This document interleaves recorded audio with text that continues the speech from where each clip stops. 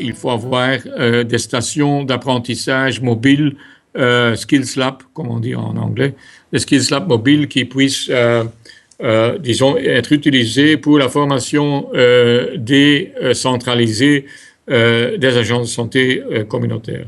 Je crois qu'il y a là des possibilités, disons, tout d'abord, de bien préparer les gens. Il y a du matériel sur Internet qui est excellent, qui est très informatif, qui est très bien illustré, qui puisse illustrer donc les principes et faire l'apprentissage théorique. Mais après, je crois que et ça ne coûte pas tellement cher. Il faut la petite camionnette avec le Skills Lab dedans où on peut entraîner les aptitudes nécessaires.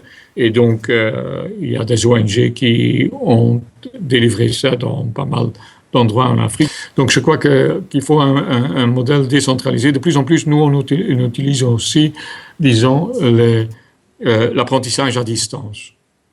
Et aussi la télémédecine, à savoir le feedback par un spécialiste pour des problèmes qui sont rencontrés dans les zones à distance. Donc, je crois que les technologies doivent être de plus en plus utilisées parce que parfois, il est plus difficile, disons, de transporter des gens que de transporter de l'information. Il est très important que les attitudes des sages-femmes sont telles qu'ils sont ouverts à une interaction horizontale avec les agents de santé. S'il y a une relation de supériorité, d'infériorité, je crois que ça ne marchera pas. Donc, c'est très important, pareillement que pour les médecins, évidemment, parce que là, le problème est encore plus grand, très souvent. Mais il faut cette interaction horizontale, de sorte que vous êtes sûr et certain que quand l'agent de santé communautaire rencontre un problème, qu'il vous en fera le rapport et qu'il va vous en alerter à ce sujet.